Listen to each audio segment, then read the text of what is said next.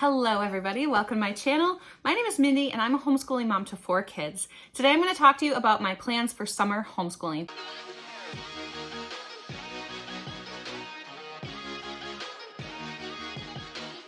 This is pretty much going to be my main focus for the summer. So this is by Brighter Day Press. I printed mine instead of getting the paper bound one. So I will show you what this looks like. All right, so I'm outside because the lighting is really good out here, but it's kind of windy. So anyway, like I said, I printed this off instead of purchasing the spiral bound one. So you can see that the color is kind of not the greatest because I'm printing from my Epson and the color isn't super awesome. The coloring is going to be much better in the actual book. So here is the table of contents for A Simple Summer. Okay, and so here is the master book list. So Indescribable, I don't have that yet, but I currently just ordered it from Amazon. It was only $10. This Mindful Moments in Nature, I don't have that, but I'm not going to plan on using that.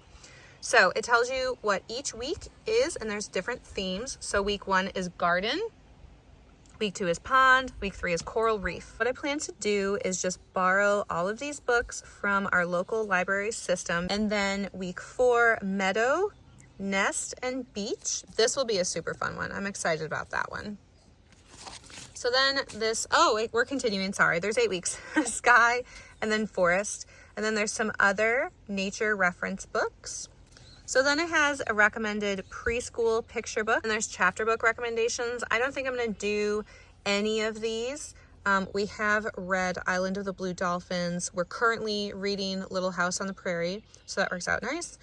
But I'm not going to be reading any chapter books at this point. This is a craft and baking supplies list. All right, so let's take a look at what 1 week looks like. I'm not going to flip through the whole entire thing.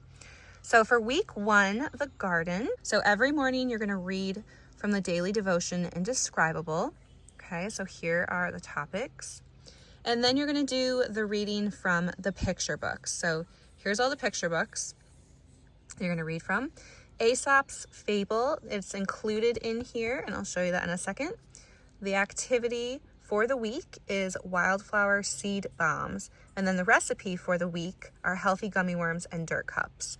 And then the preschool books, it gives you those also if you're going to include your preschool kiddos. There's a scripture. Okay, so turning the page, there is a poem.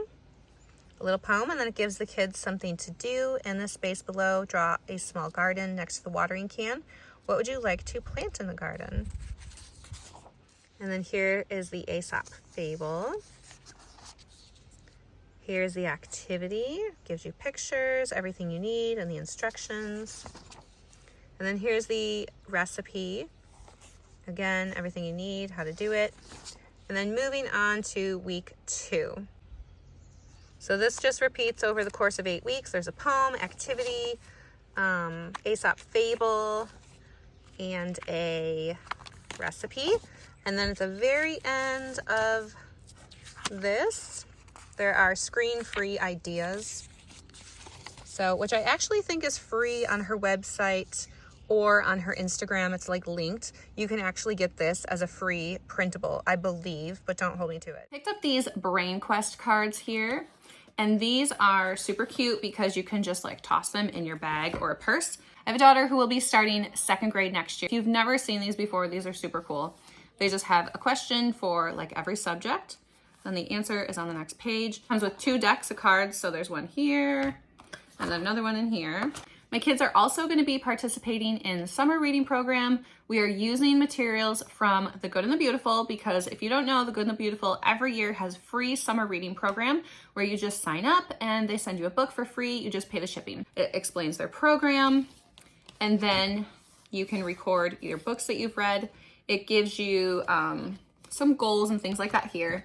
But then it also, it also comes with bookmarks, 2 bookmarks, and then stickers to track your progress if you're going to be using this little trifold here. And then on the back, it gives you some questions to ask your reader, which is nice if you're like not knowing what to do. You can just ask your kid these questions and learn about what they're reading. So I'm going to show you the books that came with the summer reading program from The Good and the Beautiful. So this is the first one, A Dog Named Sniff. And these are all part of series. Little Glass Lake, The Secret Door, and Lantern Lane. Okay, so we will be reading those books. The last one, Lantern Lane, I'm going to give to my teenager. It's a level 6 book, but I think he might still be interested in this. And yeah, I don't know. We'll see how it goes. If you watched my end of the year curriculum review for my pre-K student, you'll know that I have a lot of work to do with her over the summer to get her to where I want her to be for kindergarten. And since I made that video, she has actually really been taking off with letter identification and sound identification for the letters. So we are going to be working through the rest of this preschool course book. We are about halfway done through it, but I figure these lessons are so short, it really takes maybe 10 minutes tops to work through a lesson. So I figure she can give me 10 minutes at least every other day. And then also I wanted to finish up Fields and Flowers before we move on to Sparks and Stars and then Wind and Waves for our next school year. This will also correlate very well with A Simple Summer. You'll see that a lot of the themes kind of overlap. So we have worms, crustaceans, lizards, grasshoppers and crickets, fireflies, frogs, water. Besides the curriculum type things that we're going to be doing, like from Brighter Day Press, the preschool, and then the Good and the Beautiful is Fields and Flowers, we're doing some other things. So like my 14-year-old will be going away to camp. We're going to be traveling as a family on a vacation to Maine. All 3 of my kids are going to be playing summer soccer. It's only for 1 month. So I just tell myself that it's for 1 month. They're playing with their friends. They're having a great time. They're learning all these different kinds of skills. Also, I really want my 2 younger girls this year to take swim lessons. It really depends on if it's going to work out for my schedule or not. I really don't want to start packing in all of these things and getting overwhelmed and burned out. So soccer, camp, going on vacation together, and possible swim lessons. Not quite sure on that yet.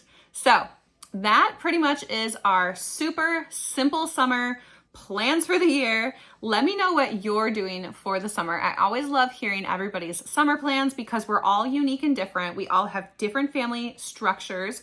We live in different areas and we all just have these different things that we like to do in the summer. So let me know what you like to do. I hope you'll consider subscribing and I'll see you in the next video. Bye.